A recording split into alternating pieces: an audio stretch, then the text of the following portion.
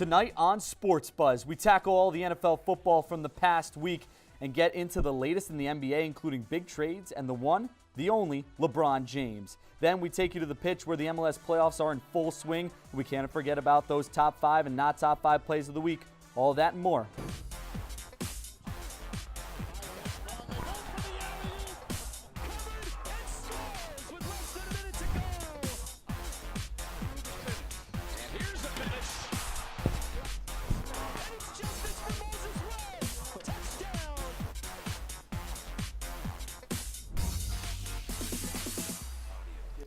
Welcome into SportsBuzz alongside Amani Alliston. I'm Gino Ganello, and we have an action-packed show for you here today. Well, Gino, we're going to start right with some football, so let's get right into your first game. Yeah, we'll get things started off today down in South Beach, where the J Train has left the station, and the Miami Dolphins took on the Oakland Raiders at home in their first game since trading their star running back. Pick things up in the second quarter. Raiders up 3. Jay Cutler to the right. Williams trucks a couple guys, dives for the end zone, gets it. Dolphins would miss the PAT, but take a 6-3 lead. Now Derek Carr dropping back, tosses deep down the field for Johnny Holton, and he's got it. Raiders are pumped up. He's doing a little pogo stick dance there. The Raiders take a 10-6 lead. Now early third quarter, Raiders up 13-9. Now Marshawn Lynch making a couple people miss here, finding the end zone. Raiders would be up 11 there, shaking the hands of his offensive line. Know the great job they've done for him right there. And then again, Marshawn Lynch would get the ball, pounds it through the middle. Raiders would regain their 11-point lead there. And now with under 2, we're going to see here left in the game. Jay Cutler's going to toss the ball deep down the sideline. Devontae Parker with an unbelievable one-handed grab. We'll take a look at the replay. He'd catch that ball, but the Dolphins would fall at 27-24. Jay Cutler, despite the loss, had an amazing day throwing for 311 yards and 3 TDs on 42 pass attempts. Let's head over to the Philadelphia Eagles, where they take on the Broncos. Here, Carson Wentz on 1st and 10 lobs it up for Alshon Jeffrey for a 32-yard touchdown. This puts the Eagles up 7-0 in the first. Then we head to second quarter, where it's 1st and 10 on the 46 for the Eagles. Jay Ajayi, 46-yard touchdown run in his debut as a Philadelphia Eagle. We're going to watch that again here in slow motion to see how he dove for that play. Look at that right there.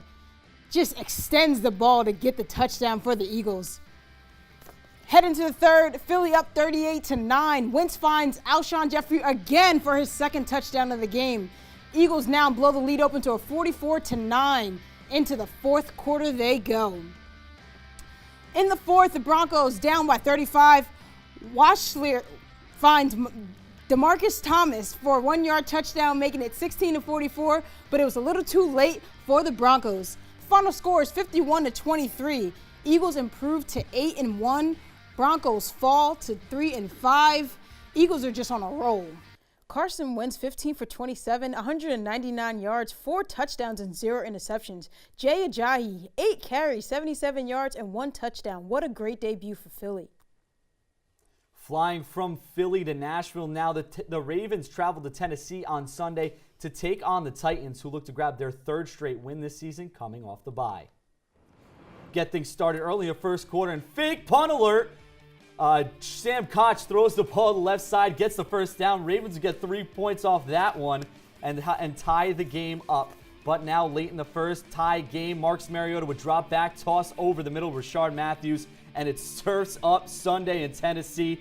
The Tennessee fans are pumped, and the Titans take a 7-point lead. Now late in the first half, the Titans would extend it. Derrick Henry bumps out to the left side, scores a touchdown. Titans would take a 10-point lead there. Again, Titans fans excited about this. But now mid-fourth, the Titans are up 10 points. Joe Flacco would find Javarius Allen. The Ravens would pull within 3, and we'll see here, Ravens fans are pumped up, but Kevin Byard not happy at all with the rest of the defense. Now late in the fourth, Titans up 3. Mariota bootleg to the right, then finds Eric Decker to the left for a touchdown. Titans would go up 10. Ravens would add another on there. Titans fans happy, but the final score would end up being 23-20. Ravens wouldn't have enough for the comeback. Kevin Byard, interesting note, had 2 more interceptions this week to add to his 3 from last week. That's tying him for most over a 2-game span since the NFL-AFL merger. Let's head over to Dallas, Texas, where the Kansas City Chiefs go to Dallas to see if they can steal a win on the road. We're going to pick it up here in the first. First and goal late in the first. Prescott connects with Cole Beasley for a 6-yard touchdown, putting Dallas up 7-0. Look at the dance. He is happy and ready to go, putting Dallas up on the board first. There we go in the second. We have 21 seconds left in the first half. Prescott, 10-yard run for a touchdown. He takes it for himself. Look at this. Little shake right there, almost stumbles, makes his way in for a 10-yard touchdown, puts Dallas up 14-3. Now, with 2 seconds left, the Chiefs trying to do something. Smith finds Tyreek Hill across the middle. Look how he just is patient. Finds his way down, and he makes a 56-yard touchdown, putting him down only by 4 points. 14-10 Dallas going into half. Here we see back at the end of the fourth quarter, Cole Beasley picks up his second touchdown of the game. Look at that. Stretches out, makes it, touchdown. 28-17, which is enough for them to win the game. Your final score in Dallas will be 28-17. Chiefs will now fall to 6-3 on the season, and Dallas improves to 5-3. And now we welcome in our NFL analyst, Franco Macheo. Franco, thank you for joining us. I am very, very happy to be here and talk some football with you guys. Well, let's get right into it. We had a lot of great games this week. What did you think of them? So the NFL's been kind of wacky lately, right? We've had a lot of injuries, a lot like some suspensions now with the Ezekiel Elliott turmoil, which finally today got resolved. It seems like he's going to serve his 6 games. But it's just whenever you think you have a hold on the NFL, it surprises you. And it just kind of changes your whole mind on things. Absolutely, yeah. Well, Franco, now we're into a lot of quarterback troubles. So what do you think about the quarterback troubles, especially Eli Manning? I mean, the Giants aren't doing that great. What do you think is going to happen there? And then you look at the Packers with Aaron Rodgers being out. So how do you feel the quarterback troubles are playing out in the NFL? So it's hard, right? Because I think part of it is the quarterback play and part of it is just scheme-wise. I think schemes nowadays have become very safe, have become the whole dump-down NFL, the whole kind of play it safe, go for 3 yards at a time, 2 yards at a time. And so that, I think, has affected the visual of it. It seems like the quarterback play has been worse. I mean, obviously, injuries don't help, right? Aaron Rodgers is arguably one of the two faces of the league. I've never been a fan of Eli Manning. The Giants right now, they have no weapons, so he's almost going into a rock fight with some napkins, right?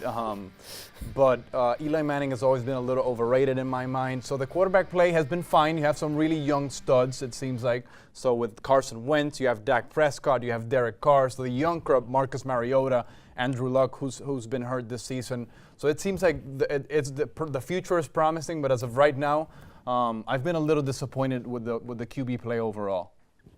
Yeah, I mean, it hasn't been great this season, but like you mentioned, there are some young guns coming up. So right now, if you had to give me them right now in the NFL, right, who are the top 3 quarterbacks and the top 3 teams?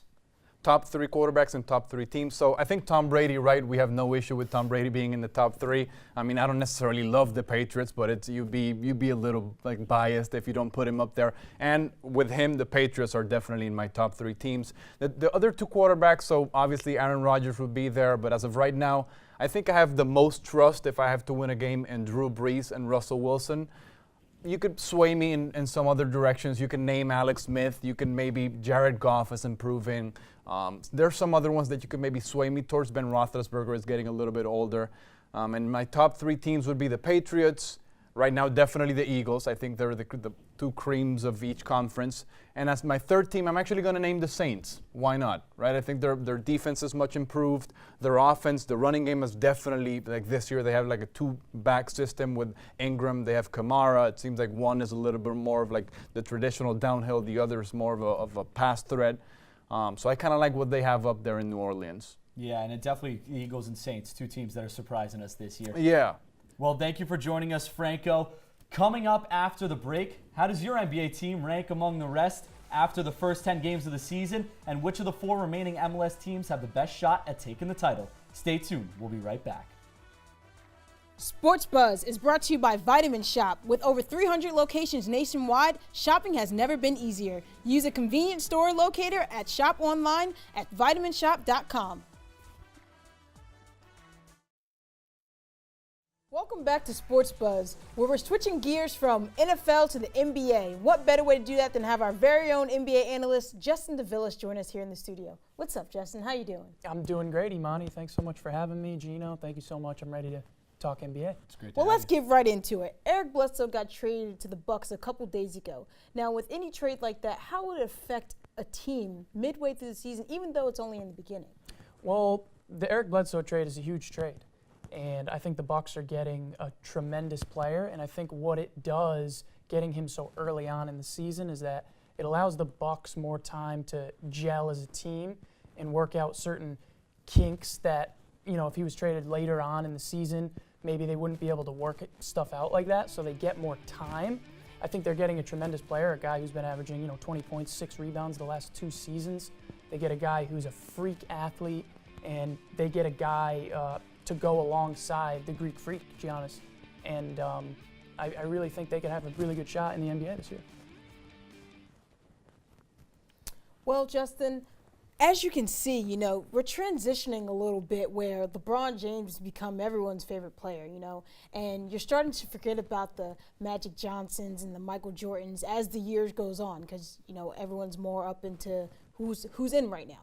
And how do you feel about that? How do you feel about, LeBron James being the center and Magic Johnson and Michael Jordan kind of fading away? How does that affect you? Sure. Well, I think it's a generational thing. I think that everyone now, players coming into the league, guys who are rookies or guys who are, second, third years, they all watched LeBron growing up. So I don't think it's necessarily like Michael Jordan's forgotten or Magic is forgotten. I mean, they were amazing players and they built the NBA. But I just think it's more a generational thing. Like, guys grew up watching LeBron, and he's been in the league so many years now. It's been 15 years, so he's almost been in the league 2 decades. So when you think about that, I mean, Jordan was a great player, and people in the past had Jordan to look up to, but now players coming into the league now, they've been watching LeBron, and he has his own, 3 titles, 4 MVPs, so it's warranted because he's an amazing player. Yeah, and we got some B-roll here of LeBron taking on the Wizards this year. He's an unbelievable player. He's basically a human highlight reel. The guy can do everything and literally play every position on the court. He's unbelievable. Definitely deserves respect as one of the best, and he's getting it now. But, as you said, can't forget about those players, Michael Jordan and Magic Johnson, because they helped build the NBA to what it is today. Sure. So rolling on, as you see, we have a lot of teams that started off very well, in the beginning of the season. They've been on a roll since opening tip. Yeah. What are your top 10 teams right now in the NBA? Okay, so 10, kind of tough to pick 10 because it's been such a great beginning of the season. I could probably give you 4 or 5. I think number 1, definitely the Golden State Warriors. I mean, defending champs. Even without Kevin Durant last night, they were able to get a huge win over a pretty talented Minnesota Timberwolves team. I think they're definitely number 1. If they continue their reign, they should be at the top there. I think number 2, the Celtics, because they've played such amazing defense and they've been rebounding the ball so well, and they've done it all without Gordon Hayward. So they have guys like Marcus Smart who can play defense. People kind of compare him to like a linebacker out there, but he's been able to play defense. They've been rebounding the ball. Aaron Baines had a great game last night for the C's. And then I think number 3, we would have to move to a team like the Pistons, who have actually been pretty surprising this year. Andre Drummond, I mean, he's a double-double machine, but it's surprising because the knock on him was always he couldn't shoot free throws. Like, you always saw those clips of him airballing free throws, but now he's actually shooting 70% from the line, 75% this year, which isn't the only reason why they've been good, but it plays a big role in why the Pistons have been so good. So I would probably say Warriors are 1, give the Celtics 2, Pistons are a surprise, and then obviously the Cavs are right there too, top 5, even though they've had a slow start. And, speaking of surprises, when Gordon Hayward went down, people are surprised that the Celtics are doing so well right now. They're having a great season. And, in fact, we have a video here that we're going to show you. I'm sure you've seen it already. But it's of Paul Pierce getting a standing ovation when he returned to Boston. We're going to take a look at that right now, and then we'd love to get your response to it after that. Sure. Back here in Boston, the return of the beloved Paul Pierce. Working on countdown, and they just played a nice little video tribute on the big screen, and a nice standing ovation for the future Hall of Famer. How about that, Mike? His number will be hanging up in the Rafters February 11th. Celtic game, appreciating greatness, appreciating the time he spent. unbelievable stuff there. Yeah. That's crazy. I don't think the music that they played in the background fit Paul Pierce. I think they should have played something else. But, I mean, he's amazing. He's the truth, and there's a reason why he's got that nickname, championships, and it's amazing that the Garden, TD Garden, was able to have that kind of ceremony for a player like that because he was truly one of the best. Yeah, and when you speak of, like you said, some of the best players, we've been speaking about LeBron James, we've been speaking about Michael Jordan, Magic Johnson, Paul Pierce also. Thank you, Justin, for joining us. We really appreciate your insight in the NBA. We have to take a quick break, but stay tuned because we have a whole lot more to get to, including MLS playoffs, and of course, how could we forget the top 5 and not top 5 of the week? Don't move a muscle. We'll be right back.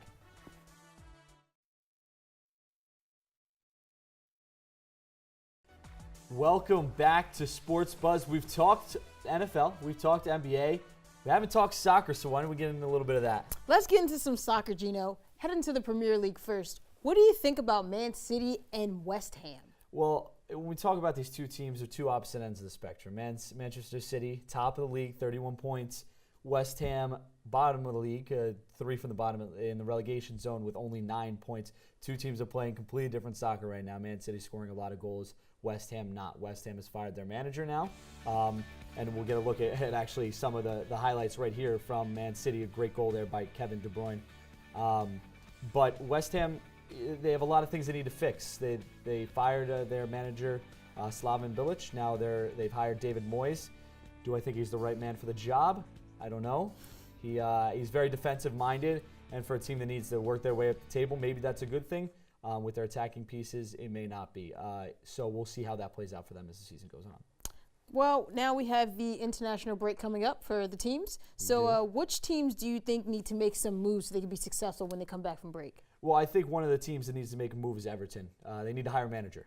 They don't have a manager right now, and that's something they need to get sorted out. They have been playing kind of a different style of play all year. It's been something different all year. So there's definitely one of the teams. And then across Stanley Park in Liverpool, the other Liverpool team, Liverpool FC, they've had a rough start to the season as well, not how they would expect it. So they definitely need to pick some things up. Hopefully hold on to Philippe Coutinho in the January transfer window, which would be a good thing for them, something that's a big topic of conversation around the Premier League right now. Those are definitely two teams that definitely need to improve. There's a bunch of teams that I'm sure would like to get up near the top, but those are definitely two of the teams that are not performing as well as we expected them to. Well, let's move over to MLS and let's talk about the playoffs because they're underway. Yeah. They're underway right now. So what do you think about the teams that advanced so far? Well, you got a mix of some teams. You got your two teams from last year's MLS Cup, Toronto FC and Seattle, the Seattle Sounders. And then you have the Houston Dynamo and the Columbus Crew. The Columbus Crew going through some things right now with their franchise. And the Houston Dynamo just playing really good defense. They've been keeping teams out of the net, and that's all. That's the name of the game. As long as you score more goals than the other team, then you're advancing. So Houston Dynamo playing really good soccer, but it's the playoffs, so anything can happen. Any team can take it from here on out. And now that we advance into the conference finals, we'll see how that plays out. Can Columbus keep the dream alive? Their team is moving to Austin. So how do you feel they keep the dream alive? There's big talks about them moving to Austin, and Columbus. It's a shame because Columbus's stadium has been an unbelievable stadium. It's a great place to go play, not only for the Columbus Crew, but for the United States national team. They have tremendous success there. So losing that team would be devastating just to United States soccer in general. But it's amazing the resilience that they've shown. And we'll take a couple looks here at some highlights. It's amazing the resilience they've shown over the past few games here. They played some talented teams. They played New York City FC, who finished in second place in the Eastern Conference, and they've prevailed and came up on top. They got another talented team in Toronto FC, who may be the best team in the league this year, coming up. So we'll see if they can advance past that. But with the resiliency they've shown and the ability to put all the other distractions aside, it may be an easier task than we think for them. Wow, that's very interesting, your take on it. I mean, I understand where you're coming from, but I have one final question that's very important. Who do you think will win it all? Well, we've said it multiple times now, I believe. Toronto FC is the best team in the league. They've been there 3 times now. This will be their 4th time to getting to the MLS Cup. I think they have the experience. They have two fantastic players in Sebastian Giovinco, who has 16 goals and 6 assists on the season, as well as Josie Altidore up top, who has 15 goals and 6 assists on the season. And their team is just all around one of the best teams that has been in the MLS in a while. This team is talented from top to bottom, plays great defense, scores a lot of goals, and in this league, in any soccer league, that's what you got to do. So I can definitely see them coming out on top. Well, you've heard it here, folks. Gino thinks Toronto's going to come out on top. We're going to take a quick break here, and when we come back, we'll have our top 5 and our not top 5 plays of the week. Sports Buzz is brought to you by Berkshire Hathaway. Prudential Home and Sale is now Berkshire Hathaway. New name, new look, and same great company.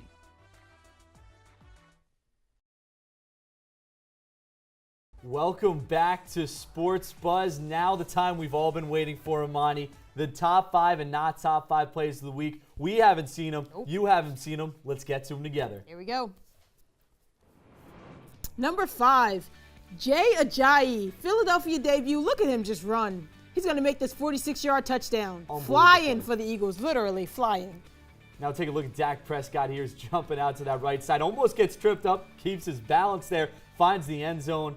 Cowboys would take the league eventually to win that. Number 3, look at the pass between your legs. Slam. Look at that, just with authority. He just came right down. Get out his way. And here we go. Another slam, a jamma from Aaron Gordon.